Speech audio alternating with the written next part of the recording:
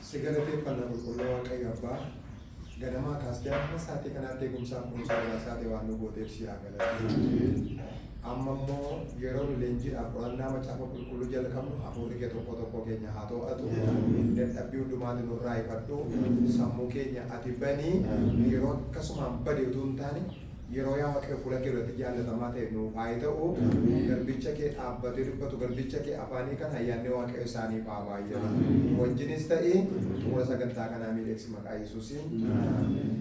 Amen. Okay. First question. What do you think about this previous class?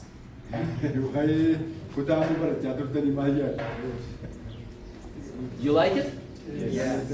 Ready to continue? You are not afraid of those strange letters?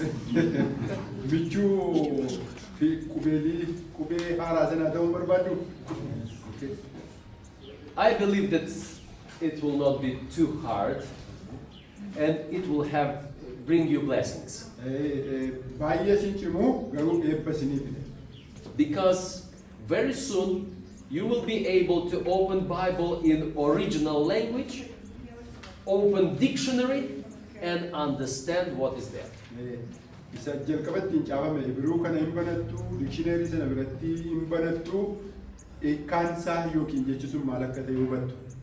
Okay? What do you think about our yesterdays?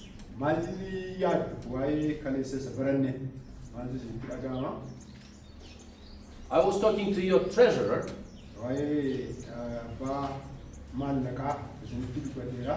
and I told him that I permitted you, not asking his permission, to implement budget in your church.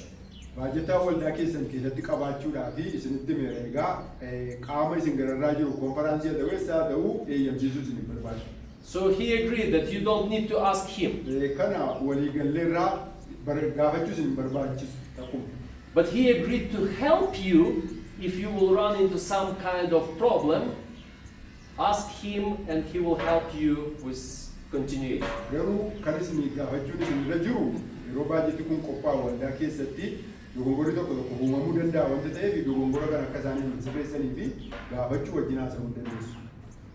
Now, another thing. Yesterday we were talking about one subject, and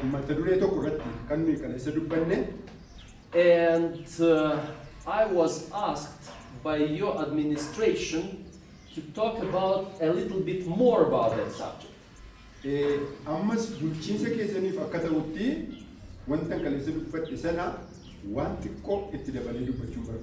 you know what is that?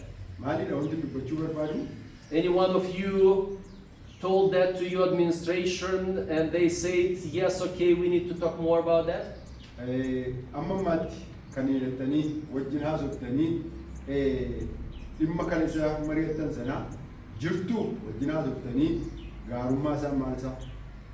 What topic we mentioned yesterday, by the way?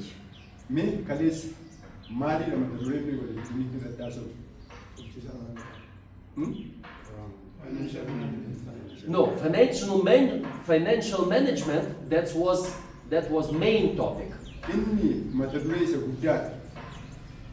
But by the way, we were talking about two things.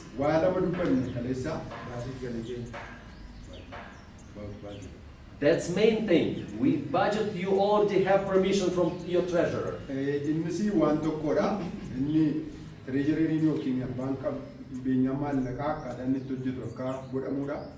We talked a little bit about Spirit of Prophecy department.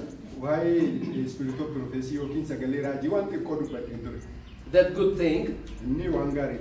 They approved it. But they asked me to talk a little bit more about delegates. God who asked is not to do it now. It's better if you continue. So when he will be here, then we will. Yes. Okay. Nama So- ta'e gaaffii gaafatee ture waa'ee delegeetii kana Then we- hubachuun barbaadee ture deebi'an kan jedhamu abbaan sun irra modelan jiru kanaaf itti dhufuun Okay, then we will talk about delegates next time when the person who is more interested in that will present. Abbaanii sana baay'ee barbaade yeroo inni argamu hin dubbanna. Then we will continue with the topic for today. Mee mata duree har'aatti itti fufna ni jalqabna. But I want to remind you that on Thursday we will have your topic. Kamisa mata duree isin biraa yaada dhufu irratti hin dubbanna. That means those questions which you will pass to me, I will prepare and we will discuss them on Thursday. Gaafa kamisaa sana egaa gaaffii isin biraa dhufu amma kan gaafatan jiru kan ganaa gaafatamu jira isa irratti dubbanna gaafa sana. So far I have one topic for that time. Amma sanatti mata dureen tokko kanan dubbatu That's jira about Trinity. inni immoo waa'ee sadan tokkummaati. Now, if you want to talk about other things as well, let me know. Yoo ammas irratti dubbatamu jettanii wanti isin yaaddan gara biraa yoo jiraate baruun barbaade. We will have limited time, but as much as possible, I will be willing to help you. Ammamillee yennaa yeroon keenya murtaa'aa ta'e xinnoo ta'e iyyuu amma danda'ametti wanta isin fiddanis irratti haasofna gaggabaabsine. So, if you think about anything in the church, in any area that you would like to discuss, let me know what is that, and on Thursday we will try to find time for that. Wanti waldaa keessatti isa ta'u qonqabaa kan isinitti ta'e jechuudha yaada kan isinitti ta'e naannoo keessanitti isa ta'u akka barumsa aaraatiin wal qabatee jechuudha yoo jiraate na beeksisaa gaafa kamisaa sanatti yeroo itti fudhanna. And you can do that anytime when you can approach me. Kan ammoo gaaffii kana kan isin fiddanii yeroo kamiin iyyuu fiduu dandeessu yeroo na argitan natti kennuu na gaafachuus hin dandeessu barreeffamaan isin fiduu hin danda'amaa hiriira kaleessamu. During the break, after the lunch time, before or after our meeting, anytime, come to me, tell you what you would like to hear on Thursday, and it will be okay. Amma gaafa kamisaatti yeroo boqonnaa keenyaas haa ta'uu misaa keenya boodas haa ta'uu sagantaa godhatti jalqabamu fuuldura dugda duubata ta'uu yeroo qabaattan wanta irratti mari'achuun nurra jiru gara kootti fidaa gaafa kamisaa irratti dubbanna. Okay? Walii gallamini? I'm here to serve. Isin tajaajiluufin as jira. And limitation only time, abilities, and my knowledge. Yeroon nu daangessuu hin danda'a beekumsa keenyas akka gaariitti akka hin qoonneef. Okay. Now let's go to our topic today. Mee gara mata duree keenya har'aatti dabarra. Today, I was asked to talk about conflict resolution. Mata dureen keenya har'aa egaa akkaataatti walitti bu'iinsa itti himnuudha kan nu irratti mari'annu walitti bu'iinsa ittisuu. Conflicts, it's something hard in our life. Konfliktii yookiin wal dhabdeenna wal dhabdeen kun jireenya keenya keessatti wanta baay'ee cimaadha. We all are different people. Nuti namoota garaa garaati. One person can easily accept problem and forgive someone. Namni tokko waa fudhatee waa kennu yommuu kennu. Another person, it would be hard for him to forget what happened. It would be hard for him to forgive a person. Namni sun egaa dhimma wal dhabdeetiin wal qabatee egaa yeroo miidhaa geessisu isa jedhuudhaan kennu jechuun nama tokko keessaa immoo miirri kun raawwatee baduu diduu danda'a dhiifama gochuus dhiisuu danda'a. Problem might be small or large. Rakkoon xiqqoos ta'uu danda'a guddaas ta'uu danda'a. Sometimes when the problem is large, it is easier to resolve it than some small problem. An tokko yeroo rakkoon guddaa ta'uu akka rakkoo warra xixiqqaatti furuun salphaa ta'uu dhiisuu danda'a. It's hard to explain why. Maaliif kana ibsuu kan namatti cimu? We would think that large problem when something big failure, some big loss, you think that that might be harder to resolve. Rakkoo guddaa kan nuyi jennu dhabiinsa guddaa yeroo of keessatti qabaatu, dhabiinsa guddaa yommuu of keessatti qabaatu, isa kana furuun immoo ammas yeroo inni cimaa ta'e mul'atutu jira. But in reality, little things which sometimes you will not understand what happened, but this will cause bigger problem. Dhugaa dubbachuuf taanaan garuu wanti rakkoo xinnoodha jennee wanti nuyi fudhannu yaannu yeroon nuti qabaasaa wallaallu yeroon itti rakkoo guddaa ta'e argamutu immoo jira.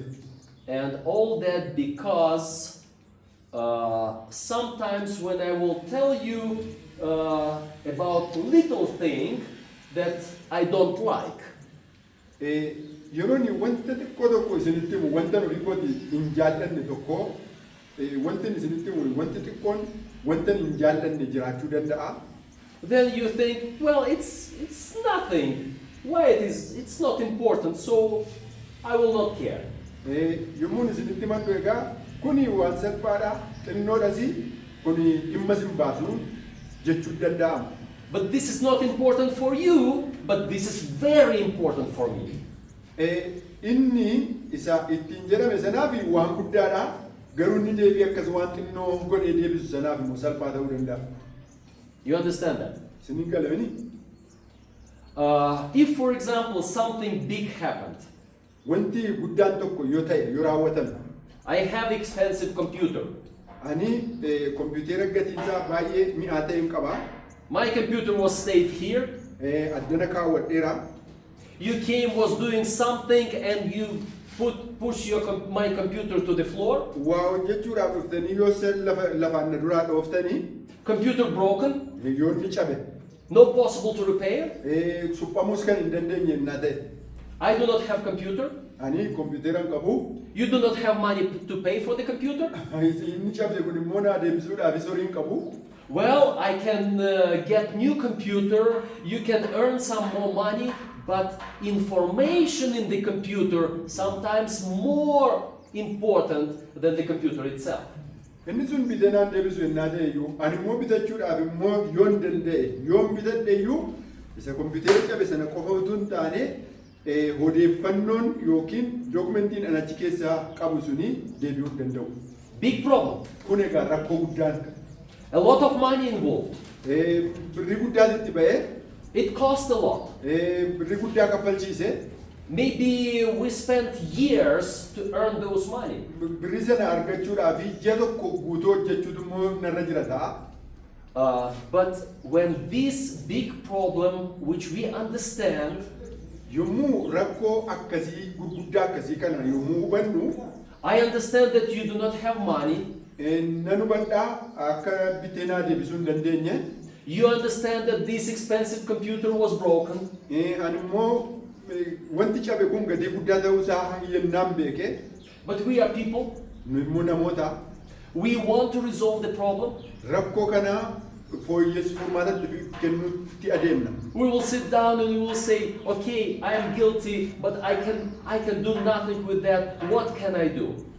Yoo abbaan duraa cabse suni dhiyaatee ani yakkeera garuu waan ittiin bituun qabu attaman godha yoo jedhe. And somehow we will find what to do. Amma yoo akkas jedhee maal gochuutu irra jira namni sun.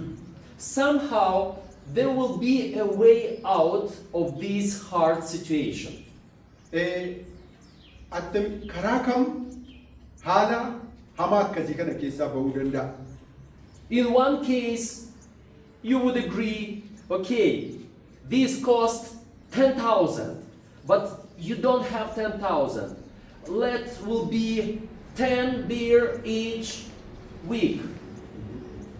And during 5 years, you will pay me.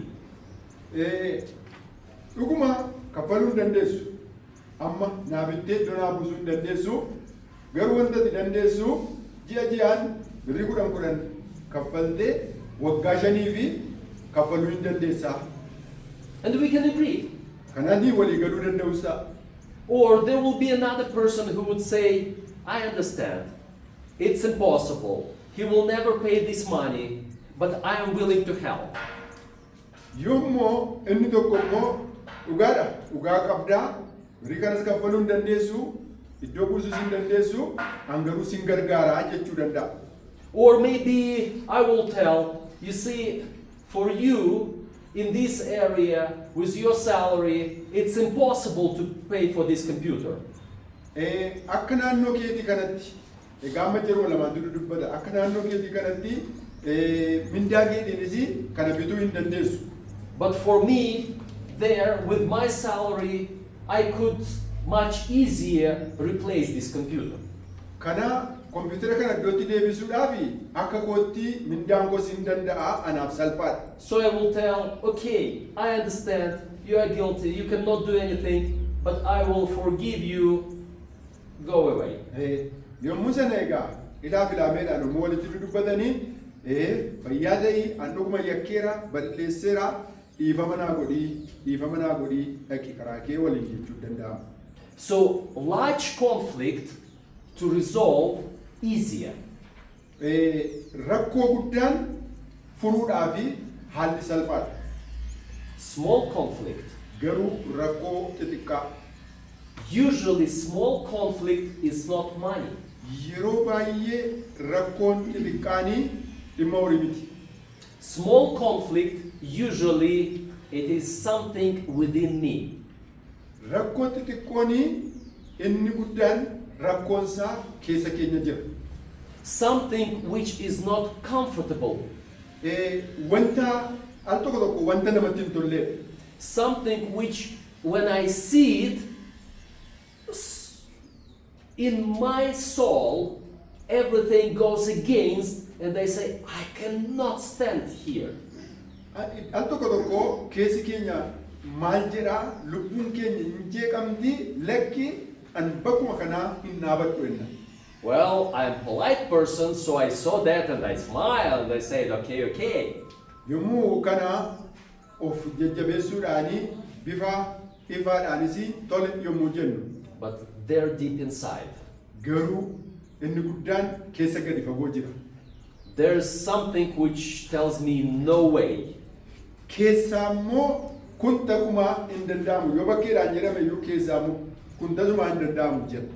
And when this happens, eventually it builds up more and more and more. Wanta akkasii keessa keenya bakkeedhaanii akka waan dhiibneetti garuu keessa keenya hin dhiibne ta'ee kun immoo suuta guddachaa adeema. Until one moment I will see, oh, this is the time I see where I can hit him. Yeroo eeggate jechuudha. Yeroo eeggate carraa yommuu argatu yeroo kanaan eegaa yeroon itti bu'u kan jedhamu. And maybe we are working together. Tarii walii wajjin hojjenna ta'a. And I found that he did something wrong. Inni wajjin hojjennu kun immoo waan dogongoraa tokko hojjete ta'a. What he did wrong for me is nothing. Inni dogongorri hojjetu kuni anaaf isa dhumaadha. But I look for revenge. Ijaa ba'uudhaaf hin yaada. And I began to tell, look what he did. Ilaalaa wanta inni hojjete. And problem. Rakkoo dhabu. Everyone around thinks, what's the problem? That's what he did. Namoonni naannoo sana jiraatanii dogongoraa abbaan sun hojjete ilaaluudha. In fact, it's not the problem. Garuu dhugaan isaa yoo ilaalame dogongorri suni rakkoo hin qabu. The problem is that what he was doing daily is something small and little. Rakkoo guddaanii ishee xiqqoo nuyi guyyaadhaa gara guyyaatti hojjennu keessa keenyaa sana jechuudha. But if I would say that this is because of that little thing, inni hamma bakkeetti baafame kuni sababii ishee xiqqoo jalqabaa sanaati. everyone else would judge me. Namoonni jiran hundumtuu egaa natti murteessu. They would say, look, you cannot stand that little thing, who you are. Namoonni egaa maal jedhu nama kana Wama xiqqoo dogongora xinnoo akkasiillee irra hin darbu. So because of that little thing, Sababii wanta xiqqoo sanaafi which I cannot present as an evidence, ragaas dhiyeessuu hin danda'u. I'm searching for something different which I can present. Waan gara biraan dhiyeessuu danda'a sana mirkaneessuuf. So you can understand that sometimes this problem is not the real problem. The real problem is that something were there. Harkitanii wanti battalatti godhame suni rakkoo isa dhugaa otoo hin taane dogongoradha inni garuu rakkoon inni guddaani isa sila kaa'amee jiru jechuudha. You understand this? Walii galanii hin hubatama. We are talking with church leaders. Amma waa'ee gaggeessummaa waldaa irratti kan nuyi dubbannu kan nuyi waliin dubbannu gaggeessitootaatini. You are elders, pastors, office workers. Isinii akka waldaa keessanitti hojjettoota garaa garaati. Yes, problems could be like that in your working place, in your life. Jireenya keessanii fi bakkee hojiitti hojjettan hundumaa keessatti rakkoon akkasii mudata. Maybe you are working with someone in the same office and something you don't like in that person. Yookiin wanni wajjin waajjira tokko kan hojjettan keessaatii wanti isin jibbitan wanti inni hojjetu jiraachuu danda'a. And because of that, a wall of separation is building up between you. Sababii kanaaf immoo isin gidduutti riqaa yookaan girgiddaa gargar isin baasutu immoo ijaaramutti qaba. But sometimes Al tokko tokko in the church we have different kind of problems. rakkoo garaa garaa qabaanna waldaa keessatti. And this problem could be in our doctrine, in our teaching. Tarii rakkoon keenya suni doktiriinii yookiin barsiisa kennamu ta'uu danda'a. And maybe this person start to tell, okay, my pastor teaching differently, not what is right. Tarii akkas jedhamuu danda'a paastariin keenya karaa sirrii hin taane barsiisaa jira jechuu danda'ama. Or you began to look at the person who is gathering around himself a group of people and they are starting to do something separately from the church. Yeroo sana egaa utuu hin jaallatin gareen uumamutti ka'a gareen kun walitti qabamee waldaarraa adda bahee mari'achuutti ka'a. That's also a problem. Kuni rakkoodha. There are also conflict, Kunis walitti bu'iinsa. and we need to find how to resolve it. Kana akkamittiin furmaatatti akka kenninu barbaanna. And again, there might be two different types of this conflict. Tarii gosa lama ta'uu danda'a rakkoon kuni. One conflict can be big, Inni tokko guddaa ta'uu danda'a rakkoo guddaa. but everyone exactly knows what caused the problem.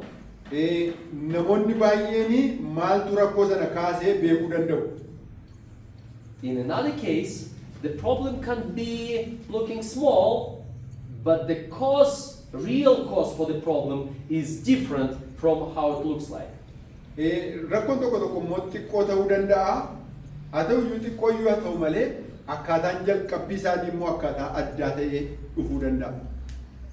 You know, when there's happens something within a church, when church splits on two parts, Yommuu rakkoon tokko waldaa keessatti uumame waldaan bakka lamatti qoodamutti kaatu it might be really because of some doctrinal teaching, tarii barsiisa dogongoraa tokkorraan kan ka'e ta'uus hin danda'a. let's say we were talking about question about Trinity. Fakkeenyaaf fudhannu waa'ee sadan tokkummaa ta'uu danda'a. Trinity, it's really hard doctrinal issue. We will talk about that. Dhugaarumaaf taanaan dhimmi sadan tokkummaa kuni barumsa baay'ee cimaadha. And one person in the church says, no, Spirit, the Holy Spirit is not person, is not God. Tokkumti waldaa keessaa ka'ee Hafuurri Qulqulluun Waaqa miti yookiin Hafuurri Qulqulluun qaama hin qabu jechuu danda'a. And that's the problem. Kunis rakkina. And this problem is visible. Kuni rakkoo mul'ataadha. How we will resolve it, it's different story. It's not matter of money. Wanta akkasii akkamittiin akka furamu inni seenaa mataasaa danda'e qaba. But sometimes the reason might be different. Garuu al tokko tokko immoo rakkoo gara biraa argina. The problem is that this brother has something against me. Obboleessi inni tokko obboleessa isa tokko irratti waa hojjeteera. But I want to look nice. Waluma irratti hojjetamee garuu yommuu wal ilaalan gaarii akka gaarummaatti wal ilaalu. I don't want to show that I have something against him personally. Dhuunfaadhaanii faallaasaa akka hin jiru beeksisuus hin barbaadu. What shall I do? Maal gochuun irra I began to search for the opportunity, yes. carraan barbaada carraa ittiin isa argatu. And here he pronounced something which he really didn't mean as important, but there was one word. Namni kun egaa waa beeksisuu ka'a wanti inni beeksisu waan baay'ee barbaachisaadha garuu achi keessatti immoo wanti tokko dubbatameera wanti hin taane. And I got that opportunity. Amma egaa carraan argadhe jechuudha. Hey brothers, did you hear him? He tells heresy. Argitanii ilaa inni finciltummaa fottoktummaa waldaa keessatti fidaa jira. There's the problem. Kana egaa rakkoon. Is the problem in heresy, in teaching? Rakkoon fottoktummaa barsiisa doktiriinii keessa hin jiraata. Looks like yes, Jiraachuu danda'a. but in reality no. Dhugaan isaa hin ilaalame garuu hin jiru. In reality there is something else which we need to find to resolve it. Sana furuudhaa fi wanti nuyi sana keessaa ilaaluun nurra jiru jira. You see the complication. Argitanii wanta wal furmaata hin qabne wanta wal dhaa. Now, today I want to tell you about one technique which exists, and really you could, it's not enough time to learn it completely during these couple hours. Yeroo gabaabduu akkasii kana keessatti yoo guutummaa isaa gadi fageenyaan barachuudhaaf baanne garuu har'a wanta tokko isinitti himu. But if you would like, you can learn that even by yourself. Yoo barbaaddan immoo isinumti iyyuu mataa keessaniin barachuu hin dandeessu bira ga'uu dandeessu. There are materials for that. Sanaaf dokumentoonni jiru materiyaaliin. It's always better to learn with a good teacher who will show you right away, right here. Jira akkaataan itti baratamu hin barreessitu hin ilaaltu akkasittiin karaan itti baratamu har'a hin jiraata. It's not as good, but still good to learn online when the teacher is there, you are on there, and you connect through internet. Gaariidha si gaarii ta'uu dhiisuu hin danda'a garuu har'a karaa interneetiin maal gochuu qaamaanis ilaalaa fageenyarraan barachuun hin danda'amu. It's even harder to learn if you will take a book, information, and read by yourself and try to understand.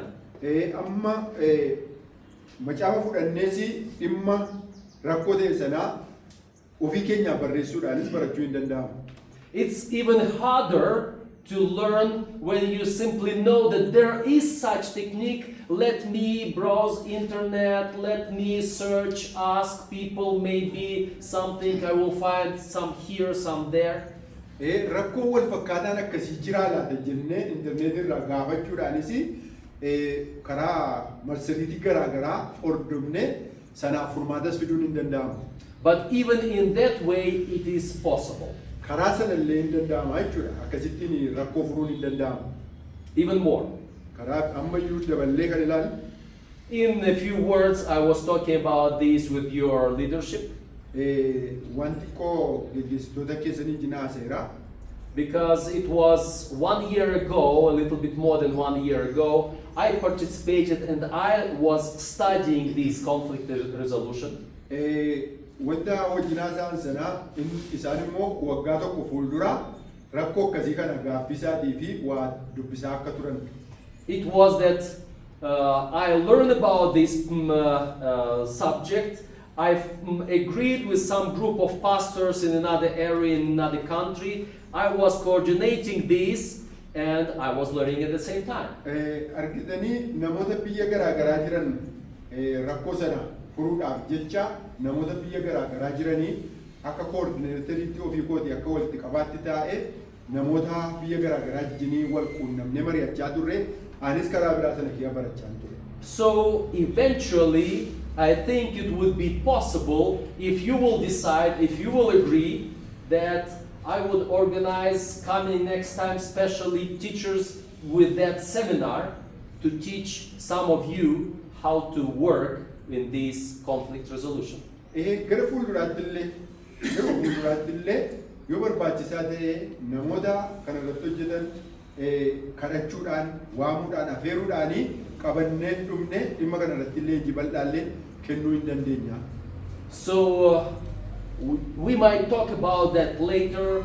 We have time through those people with whom we will communicate, because till Sunday we will not resolve that anyway, and Sunday we are leaving for a long time.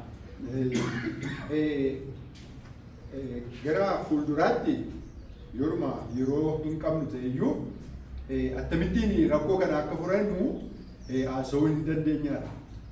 But I will tell you main principles which would be for some of you enough to continue for self-study. Keessumaa wanti guddaan nu ilaaluun nurra jiru yookaan beekuun nurra jiru akkamittiin dhuunfaa keenya ofii keenyaanii waa barachuu akka dandeenyu beekuun nurra jiru. This time more and more in public appear that what they call themselves mediators. Har'a hawaasa biratti wanti beekamu yookaan wanti beekamaa dhufe giddugaltummaa mediatoriin giddugaltummaa wanta jedhutu beekamaa jira. Mediator is a person who stands between two in conflict and tries and helps them to find the way to reconcile. Giddu deemtuu enne gama giddu deemtuuni namoota lama gidduu kan jiranii namoota lama gidduu kan dhaabbatan walitti naquufis araarsuufis. When two of us in conflict, it would be hard for both of us to come and say, "Hey brother, we are in conflict, but let's stop that, let's find solution." Anaaf isa gidduu yoo rakkoon jiraate nuyi lamaan nutti cima kottu rakkoo qabnaa jennee waliin walii keenyaan haasa'uudhaaf.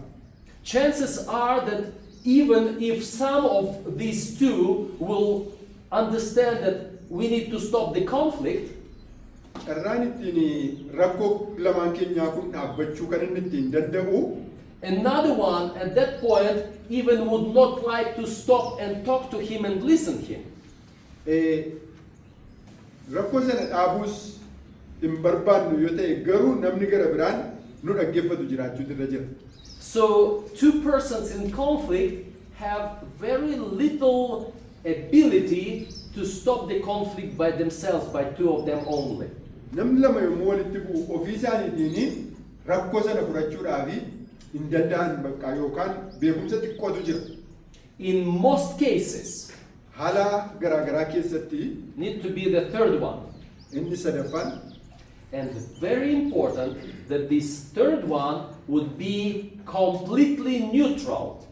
inni sadaffaan garuu dhibbaa dhibbaa giddugaltummaadha yookaan gallachuu keessaa kan hin qabne jechuudha. And you know, this is the hardest thing to be neutral. Inni kun egaa baay'ee cimaadha giddugaltummaan kun.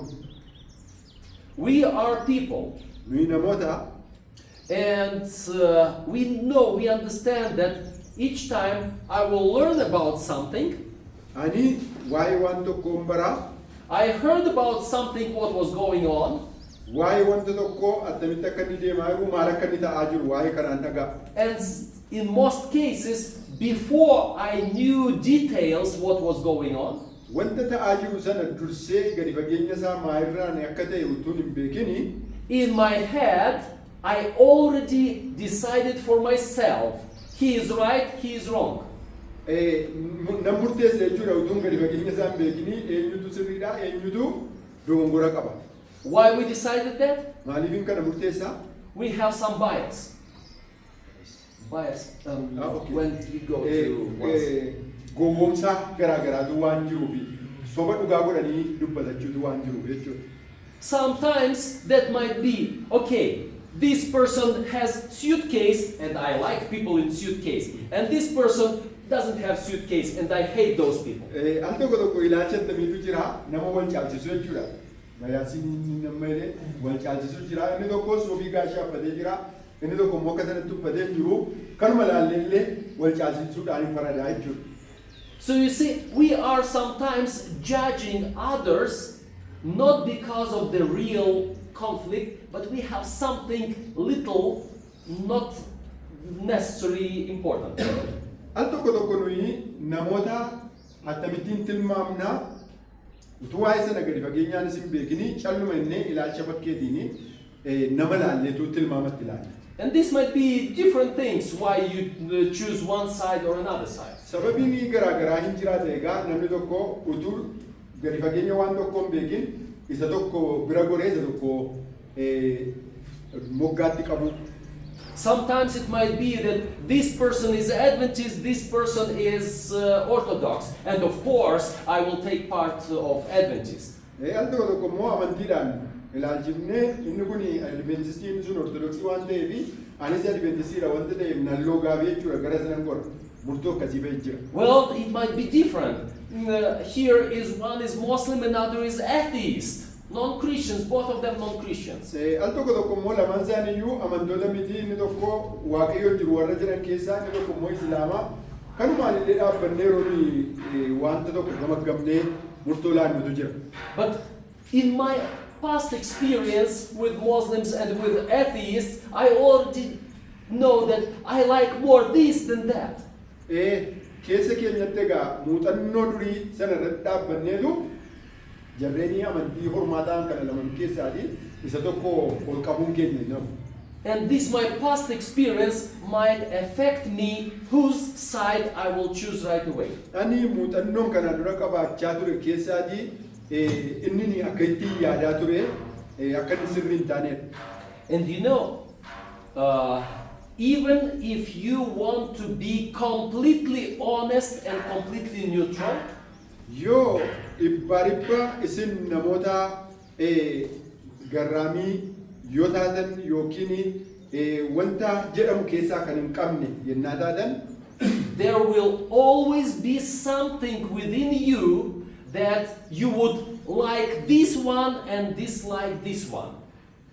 Wanti tokko isin keessa jira jechuudha egaa wanti kan biraa wanti kennaadhaan isin keessa jiru tokko jiraachuu danda'a jechuudha. That's our psychology. Kuni psychology mataa kootiiti. We are sinful people. Nuyi namoota cubbamoota. And this sin caused by devil who wants to separate us Inni cubbuun karaa seexanaa ka'e kun immoo namoota nuun gargar nu baasuudhaaf.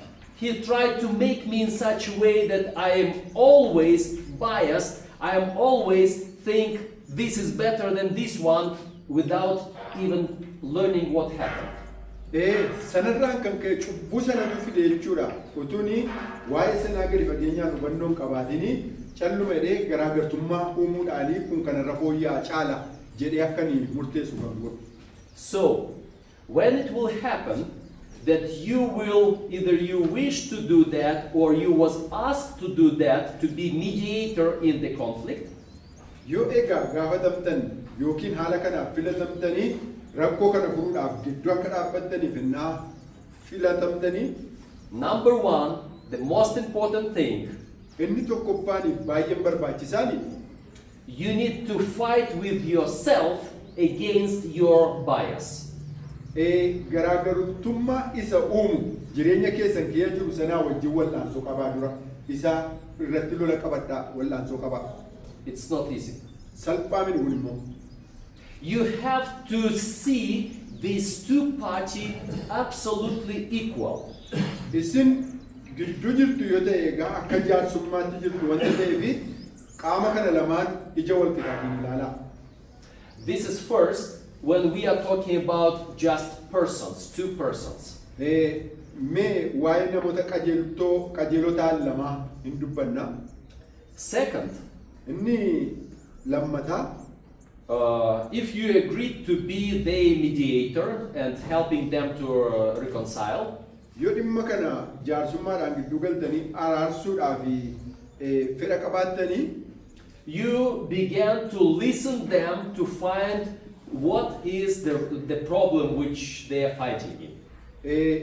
akka jaarsummaatti immoo dhiyaattanii qaama lachuurraatii rakkoon isaanii maal akka ta'e walqixa lamaan isaanirraa dhaggeeffattu. And there is another temptation Ammas immoo qormaatii gara biraa jira. to become a judge. Yeroo murtoo kennuudhaaf dhufnu Remember that Jesus Christ and the apostles 6 times in New Testament told you, do not judge. si'ajaadha kakuu haaraa keessatti Kiristoos Phexrosiin murtoo kenninii kan ittiin jedhu.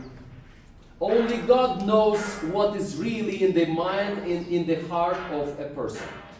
Nama sana keessatti kan beeku wanta nama sana keessa jiru kan beeku sammuu isaa sonnee isaas Waaqayyo duwwaadha. Problems sometimes can be so complicated that you will not understand what is really the problem. Rakkoon tokko tokko baay'ee bita nama galcha. Dhugaadhuma abaluu balleessi yookiin rakkoon kun kana kan jedhamu akka bira hin geenyeef. And we have to understand that sometimes even if I will see this person is definitely guilty and this person is definitely right, Kana bira ga'uudhaaf egaa baay'ee nama rakkisa. Namni kuni yakkamaadha, namni kun immoo walaba jennee murtoorra ga'uudhaaf. sometimes it happens when you dig deeper, when you study what was there, you find that it's vice versa. This is guilty and this is right. Sababiin isaa yommuu rakkoo sana gadi fageenyaan qorachaa amma hundee isaatiitti yommuu deemnu isa nuyi silaa murteessine illee nu dhiisisa. Inni nuyi yakkamaadha jennee bilisa ta'e inni nuyi bilisa immoo yakkamaa ta'uu danda'a. So sometimes our judgment will prevent us to look at the real cause of the problem. Al tokko tokko egaa akkaataan qorannoo keenya rakkoo isa qabatamaa sana bira akka nuyi hin geenyeef illee nu danqa. And we are not judges. Kana nuti murtoon laannu Our task is to reconcile. hojiin keenya walitti araarsuu walitti fiduudha. It is not our task to say you are guilty, we will punish you. Hojii keenya miti ati yakkamaadha sitti faradama jechuu hin dandeenyu. It's not our task. Kuni hojii keenya miti. Sometimes we could be in the position to find who is guilty and to punish the guilty. Al tokko tokko warra haboo qaban ta'uu dandeenya. Eenyutu yakkamaadha eenyutu yakkamaa miti kan jedhu qorannee bira ga'uudhaafi. There are administrators, there are special committees, there are judges and courts. Warri hojjettoonni olaanoon hin jiraatu, abbootiin maanguddooliin jiraachuu danda'u, abbootiin murtii jiraachuu danda'u. We are not talking about them. Nuyi waa'ee isaanii kan dubbannu. We might need somehow to talk about that when we will be in the position of judges. Suni sadarkaa murtoo kennuurraa akka hin jirre beekuun nurra jira kanuma keenya. But this is not what we are talking today. Isa kana mini kan nuyi waa'ee murtii sana min kan nuyi dubbannu. Our goal is to reconcile. Galmi keenya araarsuudha. And if you will find around you such people among the government, among other organizations who are acting as mediators, Waajjira mootummaa keessa ta'uu, dhaabbilee keessas ta'uu, wantoota akkasii kana jaarsummaatti yommuu waamamnu, very often they use these principles. yeroo baay'ee qajeelfama hamma nutti dubbatamu kana hordofuun nurra jira. They will look at the case of these two persons, two parties. Garee kan lamaan kana warra walitti bu'an kana dhimma isaanii ilaaluun nurra jira. They will study it, they will see who is, in their opinion, is guilty.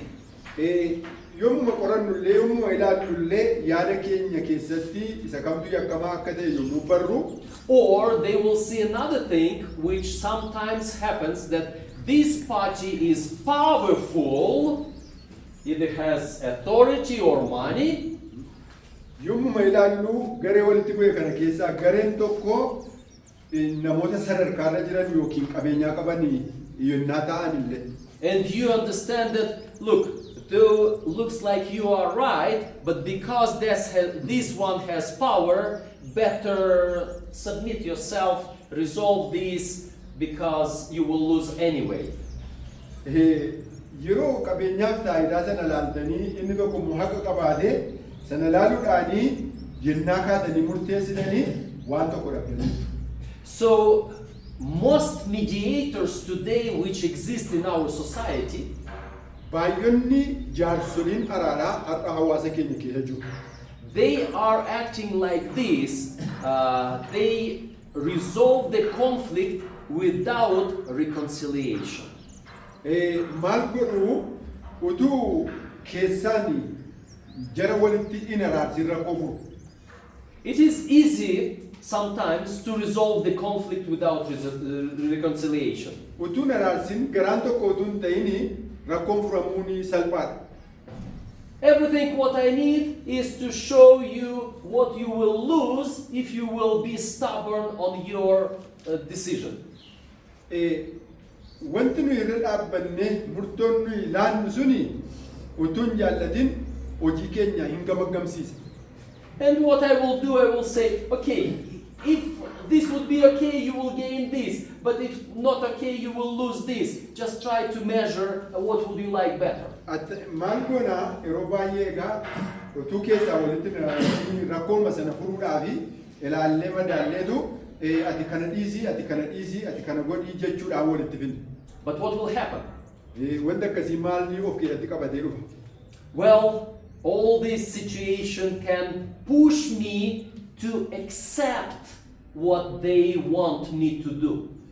Amma egaa dubbiin jaarsolii kuni dhiisiin kuni utuu hin jaallatin egaa utuma keessa rakkoon araaraan jiraatini wanta keessa isaatiin murteessine fudhachuutti adeema.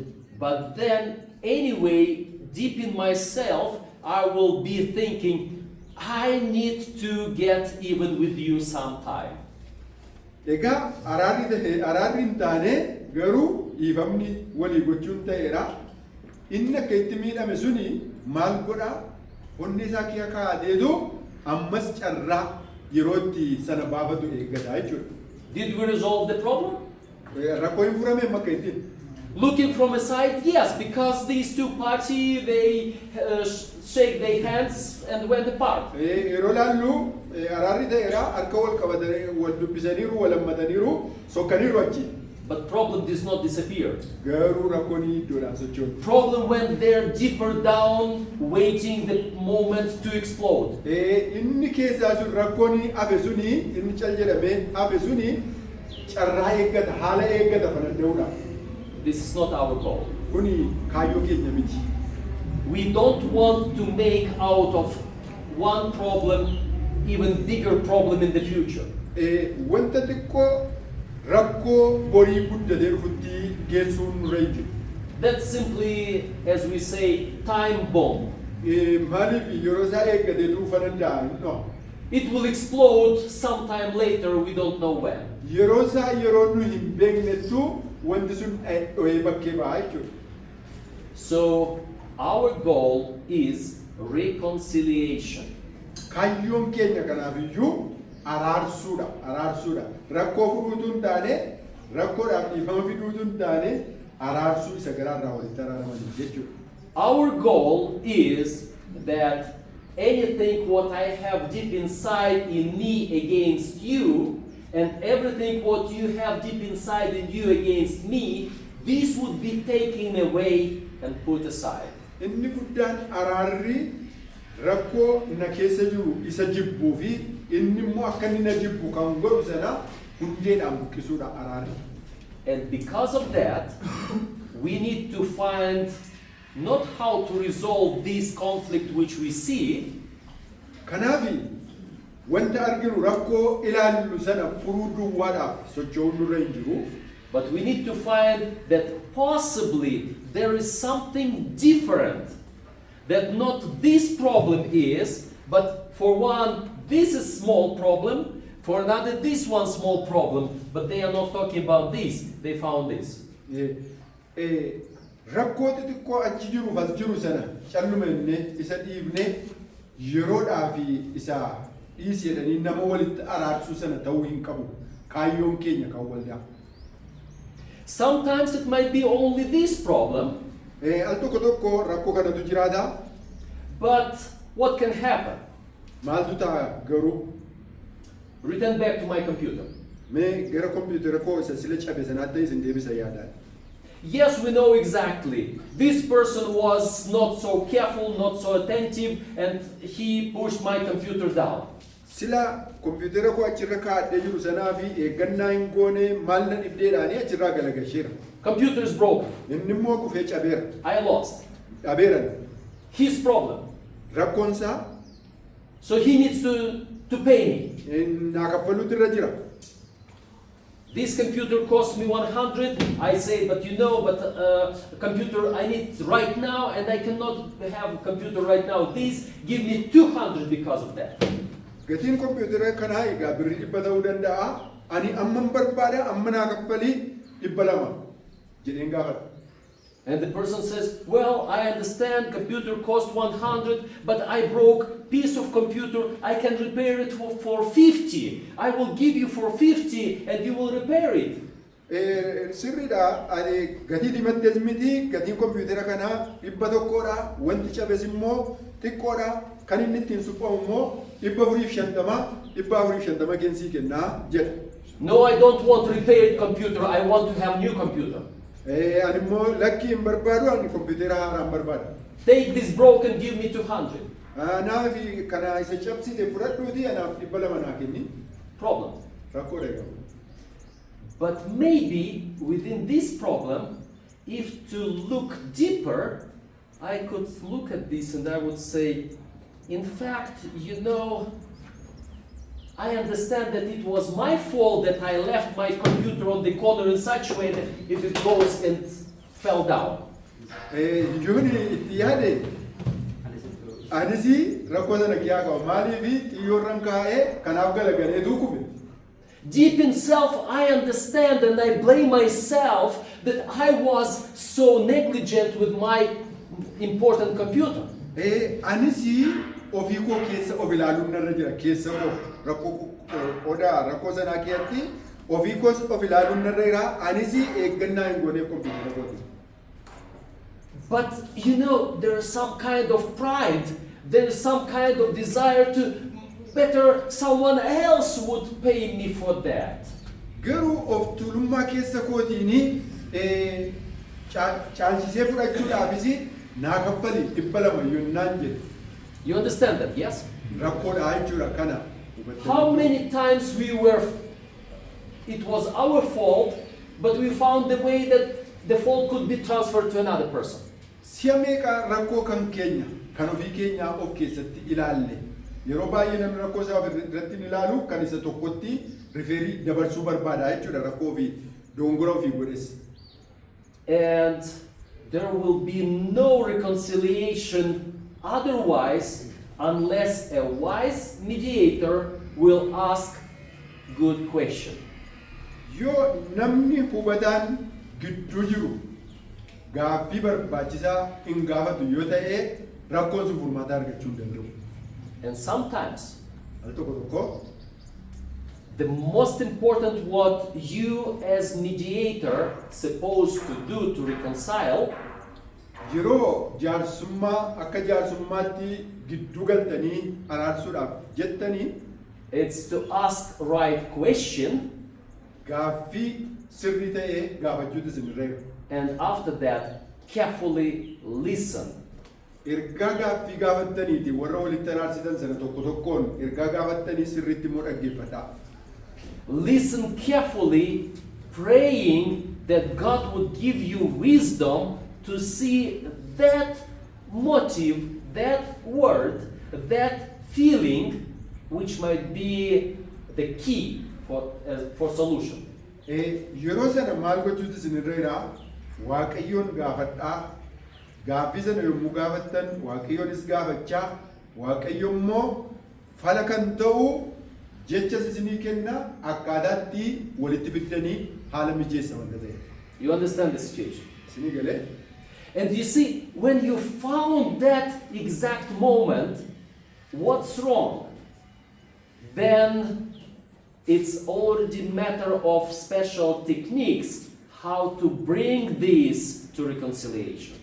Yommuu qorannaa kana keessatti gaaffii gaafattanii qorannaa sana yommuu geggeessitanii akkuma amma jedhan immoo Waaqayyo si hubannaa yommuu isinii kennu wanti tokko gara sammuu keessanii dhufa tekniikii akkamittiin jecha ittiin isaaniin walitti araarsitan.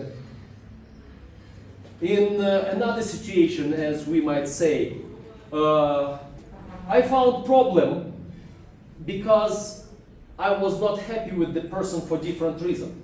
Al tokko tokko immoo akkasii ta'as ta'a nama tokko sababiin hin jaallanneefan qabaa kan jedhu. For example, we are working together, our tables are side by side, and when I'm sitting here and this person is sitting here, sometimes with the elbow moves my thing. Al tokko tokko immoo kutaa tokko keessa ta'anii hojjetu xarapheezaa tokkorra wal bira taa'u ciqileerumaanii matsaafa isaa yookiin yaadannoo isaa achi butedha. And I'm already tired each time to put it back. Immoo yeroo sana sanuma iddootti deeffachuudhaafi dadhabeeran ta'a. Several times I told, please be careful, don't move. Al tokko tokko immoo na duraa hin bubbutinii jedhamee walitti dubbachuu dhufu. Problem. Rakkoodha kunis. But can I say that I hate this person because he always moves my book? Jechuun hin danda'a yeroo hundumaa matsaafa koo asii achi buta kanaaf hin jaalladhu jechuun dandeenya. People will not understand. Kana namni hin hubatu. So I wait Nan eeggadha egaa carraa. until there will be point.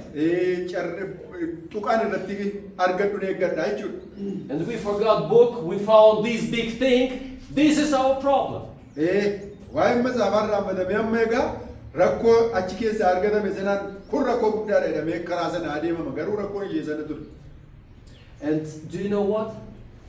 Mediator can find while talking carefully listening these two parties. Warri maanguddooliin araaraa egaa yommuu gaafatan yommuu haasofsiisanii rakkoo akkas akkasiisanaaf bira ga'uu sin danda'an ta'a. Possibly this another person who sits always here and always with the elbow moves my book. What's the reason? Yeroo hundumaa wal bira teenyaa ciqileedhaanii dabtanii matsaafa koo as bubbutaa jedhee himata maa hin nama rakkoon kana. You see, this is the table. Argitanii kun xarapheezaadha. On this side, for my legs, there is room. Kutaa qaba lafa miila koo kaa'adhu. On these sides, because of this, because I have this storage here, I have no room for my legs. Inni karaa kana taa'u immoo tarii sababii rakkoo kanaatii fi lafa miila kaa'atudha. And because of that, I tried always, when I sit here, I try always to adjust, and that happened. Yoo dhugaan isaa ilaalamee sababii rakkoo kanaatiif jecha utuu haala mijeeffachuuf sosocho'uu matsaafa isaa bute ta'a. Now you know how to solve this problem. Rakkoo akkasii ittiin akka furtan beektu. There is number of ways how to solve the problem. Baay'eetu jira karaa ittiin rakkoon furamu. Turn table around, Xarapheezaa sana naannessuun put another table, yookiin xarapheezaa gara biraa kaa'uu change position. yookiin teessuma sana Many naannessuu different ways how to solve. karaa baay'eetu jira karaa rakkoon kun ittiin But furamu. if someone would say that, look, we have big problem just because here my knees hit the table. Rakkoo guddaadha. Ani akka itti taa'uun dhabee kanaafin kana godhaa jechuu danda'a. Garuu kuni rakkoo guddaadha jedhee himata abbaan sun. But we are not talking about this. Garuu nuyi waa'ee kanaafin kan haasofnu We are talking that this person did that in that time. rakkoo isa ittiin furmaata argamu keessaa baasu dhiibneetu waa'ee nama jara lamaanii haasofnaa jechuudha. wise reconciliator, wise mediator will find these problems. Jaarsoliin araaraa hubannoo qabanii hubatoo ta'anii rakkoo xixinnoo akkasii bira gahu jechuudha. And then Kanaan booda it might even happen. It might happen tarii hin ta'a that when during this session of reconciliation, talking, discussing, yommuu jaarsoliin araaraa kun dhimma kana irratti dudubbatanii finally these main things will be raised up. haasaa baay'ee keessaa walitti bu'iinsaaf sababa isheen taate xinnoon sunii bakkee baati. This person might say, Inni sun akkana jedha. hey, I always wanted to offer you to change places because I like this corner. Mee iddooruma kana jijjiirradhaa jedhan achi taa'u. Gara koornerii kanatti dhufaa jedha. Can you imagine this? Yaadduu kana. There was conflict, Kunis rakkoodha. but Kan rakkoon if they uumameedha. would change places, there would be no conflict, they would become friends. Amma yeroo iddoo jijjiirratanis rakkoon suni furamuu dhiisuu And danda'a. that big one conflict would never happen. Ammayyuu rakkoon guddaan suni amma ammaatti hin raawwatamne. I will tell you one story. Seenaa tokkoon isinitti himaa. You know, I didn't see big bread here, Daabboo guddaan addanatti kaa'amee jira. we like to eat a lot of bread in our country. Daabboon baay'ee nyaatama biyya keenyatti. And our bread is large loaf. Baay'ee guddaadha. And always, when you cut this bread on slices, Yommuu xixiqqeeffamee murmuramu there is one that from one edge, from another edge, what we call heel. garri rogi isaa gamaa gamanaa maal jenna? Naabbatti isheen. So from that side, the skin of the bread is hard and inside is soft. Qolli isaa yookiin gogaan isaa suni cimaadha yookaan gubataa hin dabini keessi isaa garuu laafaadha. If you will take middle slice, Garuu gara walakkaa yommuu dhufamu you have everything soft inside and only a little bit of hard skin of bread. garri caalaan isaa lallaafaadha garuu kutaa xiqqoodha kan gogaan isaa cimu. So in our society, people eating bread, they might divide on two groups. Hawaasa keenya keessatti garee lamatti qoodamanii yeroo nyaatan kan nyaatanii One group, gareen tokko including me, ana dabalateeru. if I see that there is that heel of bread, Garee dhaabbatu sana yommuu laallu I like it. I will try to grab it for myself. ani ofii kootiin nyaachuu nan jaalladha isa gogaa sana. There are other people Warri kaan immoo who would choose never eat heel. It's too hard. They would always take middle. isa gogaa sana nyaachuu hin barbaadan garee kaan immoo walakkaataa nyaachuu barbaadu. Now, here's the story. Egaa seenichi kana fakkaata akkasii There was a couple. obbolaa ture. Abbaa manaa haadha manaa dhiifaa. They loved each other. They proposed one to each other. They married together. Wal jaallatu walijjiniidha jireenyi isaanii gaa'ela walijjin dhaabbatu. And you know, when they love each other, they try to do the best one for another. Wal jaallatu jaalala kana immoo warra gara biraas akkasuma jaallachuu barbaadu. Well, he was like me. He liked the heel of bread. Inni akkuma kootii isa gogaa sana barbaada. And for some reason, sometime when they were still dating, Yeroo tokko egaa akka tasaa ta'eetu he got understanding that she likes the heel. gara lafa jaallatu sana isheenis hin jaallatti sanni jaallatu kana. So because he loves her, he gets this heel and gives to her. Sababa ishee jaallatuu fi waan jaallatu kana kutaa lafa ofiisaatii jaallatu kana isheedhaaf kenne. And she always was thankful and she was eating that heel.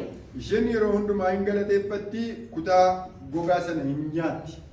And they had happy life.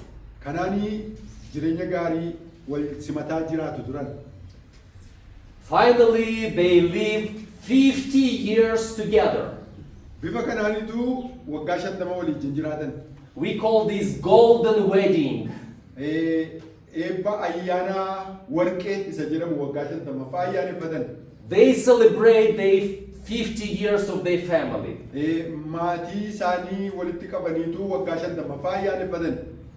And this him already old enough, Dullumaniiru he thinks, hin yaadu. well, maybe for this celebration I can have the hill which I like so much. Sababiin ayyaaneffannaa koo kana sababiin isan jaalladhu isheedhaa kennedha. Ayyaaneffannaa koo kana irratti lafa gogaa lafa jaalladhu san Argachuu kan danda'edha. So now he gets the hill for himself, Amma waggaa 50 fixeera egaa waggaa 50 ofii fudhate. not offering to his spouse. Isheedhaaf hin laanne egaa amma akka yeroo kaanii. Okay, celebration is over. Hin xumurame yeroon eebbaa. They are happy. Inni gammadaniiru They sit together discussing how happy they are. waliin taa'anii hin haasa'anii akkam akka ture hin haasa'u. And he's asking, so what did you like the most of our celebration? Maal baay'ee jaallattee eebba ayyaana keenyaa kanaa keessaa And she says, it was your gift. kennaa keessanaa What kind of gift? kennaa isa kam? Today you ate the heel which I hate. Har'a isa nyaatachaa turte sana kennaa sanaa ofii keetii fudhatte. Can you imagine? Yaaddu 50 years. waggaa 50 He was suffering giving his beloved heel to her, thinking that she likes it. waggaa sana guutumaa gochaa ture kennaa ture. And all these years, she was thinking that he hates the heel and she has to eat it just to make him happy. Amma immoo egaa galagalchoota isheen maal gooti isa gammachiisuudhaafi silayyuun jaallataa isa isheedhaaf kennuutu isaaf kennuutu isheerra jira. You know what was good there? Waan gaarii ta'e tokko beektu They were not looking for something to fight against that. sana keessatti deebi'anii waliin lolle. They were willing to suffer a long time. Yeroo dheeraa garuu sanaan dhiphachaa turaniiru. Not always people will suffer for 50 years in this situation. Haala kanaan namni waggaa 50 dhiphina argu hin jiru. So very often the resolution lies on the top if you would look at it. Yoo ilaaltanii furmaata eessa jira achuma jira. Now your goal is to find these problems. Kaayyoon keessan egaa akka waldaatti rakkoo akkasii furu. For that you need these three things. Kanaaf immoo waa sadan kana beekuutu nurra jira. First, to be completely neutral, which is hard. Raawwattanii akka jaarsummaatti garee qabachuu hin qabdan. Not to judge anything what you see. Wanta argitanitti murtoo tokko iyyuu laattan. You are not the judge. Isin warra murtoo kennan miti wanta ta'e. Number 3, Inni sadaffaani ask right question and listen attentively. gaaffii sirrii ta'e gaafadhaa sirriitti immoo deebisaanii dhaggeeffadhaa. Well, what is the right question? Maayinni gaaffii sirrii ta'e sun What time is now? amma meeqa ta'eera? Are we have to go for break or not? Maybe after 15 minutes. In 15 minutes? Okay. So, let's talk about right question. Kanaaf mee waa'ee gaaffii sirrii gaafatamuun irra jiru immoo ilaallaa. The right question would be, Gaaffii sirriin kan ta'uu qabu what do you feel? maaltu sitti dhaga'ame? This is the most important question. What do you feel? maaltu sitti dhaga'amaa jira jechi jedhu kuni gaaffii barbaachisaadha araara keessatti. What do you feel about this person? Waa'ee nama kanaa maaltu sitti dhaga'amaa jira? What do you feel about this situation? Haala keessan kana yookaan dhimma keessanii haala dhimma keessanii kana maaltu sitti dhaga'amaa jira? What do you feel about possible resolution? Maaltu sitti dhaga'amaa jira? Furmaata wanti ati jettee yaaddu kana keessatti. What do you feel when you think about this? Waa'ee kana yommuu yaaddu maaltu sitti dhaga'amaa kan jedhu gaaffiitu gaafatamu dirreera. You see, in most cases, Haala tokko tokko keessatti judgment system akkaataan adeemsa murtoo kennuu would it be judgment system of the government with the court, tarii akkaataatti manni murtii murtoo kennu or would it be judgment system in the church when church board is trying to resolve the conflict? yookiin akkaataatti manni murtii murtoo kennu ta'uu qaba yookiin immoo akkaataatti waldaan rakkoo sana furuudhaaf murtoo kellaatti ta'uu qaba. In most cases, this judgment system don't care about your feeling. Waa'ee dhimma kanaa yommuu yaadamu isa mana mootummaatii kennamus isa namni taa'ee akka ittiin kennus isa dhimma hin godhatinaa. They might think about justice. Inni nu ittiin hojjennu kuni qajeelummaadha. And by the way, Eshi ta'u malee there is some heresy in Christianity, yeroo fottoktummaan waldaa kiristaanaa keessa galu and I'm not sure if that is really heresy or that is truth. dhugaasa ta'uu fottoktummaasa ta'uu yeroo inni galu. But someone said, Namni tokko akkana jedha. justice, Firdii qajeelaan yookiin qajeelummaan this is quality of Satan, not God. Of Satan, not God. Kuni kan seexanaati malee kwaalitii seexanaati malee kan waaqayyoo miti. Is it strange? Kuni keessummaadha. Yes? Yes. But now, when God forgive sinner, is this justice? Yeroo waaqayyoo cubbamaadhaaf dhiisu kuni qajeelummaadha. When Satan demands that sinners supposed to die, is this justice? Yommuu seexanni namni akka inni du'u godhu kun immoo qajeelummaadha. So because of that, I listen to those people. Well, this is not like Trinity. We are not fighting against them about that. Haala akkasiitiin barsiisii dogongoraa akkasii amma fakkeenyaaf fottoktummaa ta'u akkasiin kan seenu fa'a yommuu jiraatu jechuudha akka fakkeenyaatti. But in most cases, when you are searching justice, haalota baay'ee keessatti qajeelummaa yommuu barbaaddanii you are preparing that time bomb. yeroo akkamittiin yeroon isaa ga'e inni bakkee ba'uu bartu bira geessu. With justice, it's hard to reconcile. Qajeelummaa irratti araarri salphaa miti. Because if I am hurt, Yoo anaan keessi koo even if I know that this is just decision, kuni murtoo qajeelaadha. but my feelings, Garuu wanti anatti dhaga'amu keessi koo and my feelings are there. keessi koo inni an of keessaa qabu achuma jira. Justice will work with my mind, Qajeelummaan kan inni hojjetu sammuu koo wajjini. but my mind is one thing, my feeling is another thing. Qajeelummaa sammuun koo waan tokko miirri koo immoo waan kan biraadha. And sometime later, my feeling will burst. Yeroo tokko egaa yeroo eeggateetu miirri koo hin ka'a hin ba'a jechuudha yookaan hin dho'a. And this might happen even if I am sure that that was right. Al tokko egaa wanta akkasii haala dhugaa irratti hin ta'a. How many times you understood that it is right, but I feel it bad?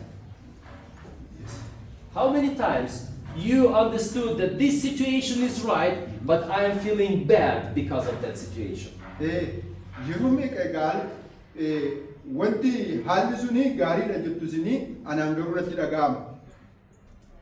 So because of that, Sababa akkas ta'uuf our method of asking right question and listening carefully, it concentrates on feelings, not on justice.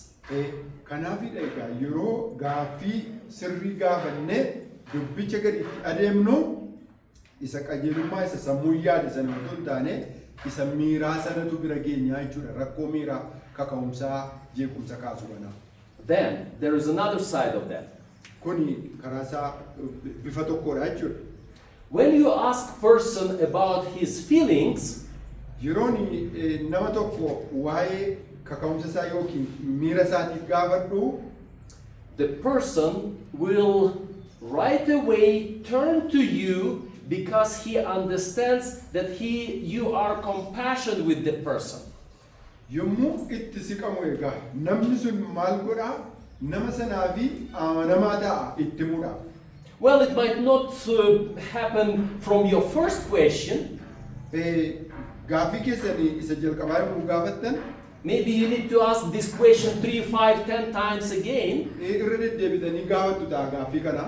But when the person will understand that you are sincere, trying to understand his feelings, yommuu gaaffii kana gaafachuudhaan itti siqeenyaan itti adeemtanii isa miiraa sana dubbachuutti adeemaa jechuudha. then the person will open to you, Namni sun isiniif banaa ta'a. and then you might hear, well, that's okay, but this is what he is doing. Amma egaa isa gara kallattii ijoo ta'etti dhufaa jechuudha. Kana miti dubbii ishees irratti kaate sanaa ishee miira sana bakkee baasuu danda'a jechuudha. And then you heard that not this problem, but this is the problem.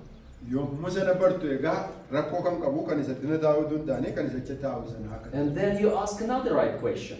Ammas itti aansitanii gaaffii sirrii ta'e qajeelaa ta'e gaafattu. Listen, but did you ever told to the person about this?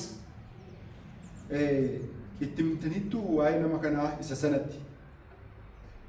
The answer might be no, because, Lakki sababiinsaa or answer might be yes, I told, but he didn't pay attention. yookiin immoo itti himuu itti himeera garuu inni xiyyeeffannoo itti hin laanne wanta itti himetti. In both cases, you know what to do. Gama lachuutiin waan gochuu isin irra jiru beekuu qabdu. Well, I will tell you right away that when you heard from him that this is the problem, Yommuu gaafattanii irraa hubattanii inni suni akka inni rakkoo qabu bira geessanii it doesn't give you right to go right away to that side and say, look, there is a problem in that situation. dhattanii akkana jechuun qabdan isa kanaani argite rakkooni sana bira jechuu hin qabdan. If you will do that, Yoo sana gootanii first of all, you will lose this person and he will never tell you anything else. isa sirriitti miira keessa isaatii isinitti hime sanaa deebitanii hin dhabdu lammataa irraa waa argachuu hin dandeessan. Mediator supposed to be a trustworthy person. Namoonni maanguddoolii ta'an araarsitoonni kuni namoota icciita qabatan ta'uu qabu. And for that reason, Sababni isaas everything what you told me, sababii si amaneef sitti himeera, it will die with me. anatti himeera, ana wajjinan du'a. I will not tell to anyone Ani nam tokkotti hin himu. unless you will tell. Wanta ati natti himte irraa kanaa nam tokkotti hin himu jedhameetu waadaa galame sila. I might ask you a question Amma gaaffiin si gaafadha. when you will be together. Yommuu walii wajjin taatan. Hey, maybe you have something else to tell. Ammasii wanta gara biraa waan himu qabaachuu qabataa. You might answer, not now. Okay? Ammasii deebisuu isa kanaa jechuu danda'a. Isinis hin dhibdanii toleet. I will patiently wait for another moment and I will ask, maybe this time you can tell. Me yeroo naa kenni obsan qabaadhaa yeroon sitti munan qabaadhaa jechuu danda'a. Working with people, it's hard. Namoota wajjin hojjechuun baay'ee cimaadha. We cannot push them. Isaanin dhiibuu hin dandeenyu. Sometimes you cannot bring them to reconciliation at all. Al tokko tokko dhibbaa walitti araarsuu hin dandeenyu. It's not your fault if they will not reconcile. Yoo walitti araarsuu dadhabdan isii dogongora keessan miti. You are to do the best. Isin wanta gochuun isin irra jiru gootu. But it's not obligation to bring reconciliation by any price. Garuu gatii kaffaltaniitti nama walitti araarsitan hin qabdan. You see, we can talk a lot about this. Kana waan baay'ee dubbanneerra. There are many small details which you might want to learn how to help people to reconcile. Wanti baay'een gadi fagoon akkamittiin namoota akkasiin itti walitti araarsitan tokko immoo jira. Some things we will still continue to talk after the break. Ergaa boqonnaa baanee deebineeti booda isinitti himaa. But if you are interested in this area, Haala kana irratti yoo fedha qabaattanii I would encourage you two things. waa lamanii isin gorsa. First thing, Inni tokkoffaan try to search materials by yourself. ofuma keessaniitii haala kanaan wal qabsiisee waan barreeffamee jiru barbaadaa weebsaayitii. You can find a lot of materials on reconciliation which usually talk about justice and doesn't talk about feelings. Yennaa barbaaddanii waan baay'ee argachuu dandeessu rakkoo furuu kana irratti dhimma haqa yookiin qajeelummaa akkuma kana immoo dhimma miiraan kan wal qabate. And you can learn many techniques from there. Iddoo sanarraatii teknikattiin furmaata kana laattanii Especially those techniques, how you can push the person to submit and to reconcile. wanta jirraa argatan teknikii iddoo sana jiru sanarraatii akkamittiin akka nama sana dhiibdanii akka inni gara araaraatti dhufu gochuu kan isin dandeessisu argachuu dandeessu. But this is not our method. Garuu kun karaa nu ittiin hojjennu miti. It also works. Tooftaa keenya miti. Hojjechuun danda'a garuu tooftaa keenya miti. Sometimes even works faster, Al tokko tokko paasteroonni but on the long range, it will not resolve the issue. rakkoo furuu yeroo isaan itti dadhaban jira. Our method, when you think about feelings of the person. Rakkoo kan nu itti furuu dandeenyu yommuu miira bira ga'uu dandeenyu yookiin miira namaa sana hubachuu yeroo dandeenyu. And in that case, it might happen. Haala sanaanii yommuu adeemnu wanti ta'u kana. This broken computer, Kompiitarri cabe kuni which cost a lot of money, horii guddaa kan kaffalchiisu yookiin horii guddaan kan bitan still is not resolved amma ammaatti furmaata kan hin arganne. because I need my computer and he doesn't have money. Sababiinsaa inni duraa cabee kompiitara isaa barbaadaa inni cabse immoo horii hin qabu. And we don't know how to resolve it. Kana akkamittiin akka furtanii beekuu dhiisuu dandeessu.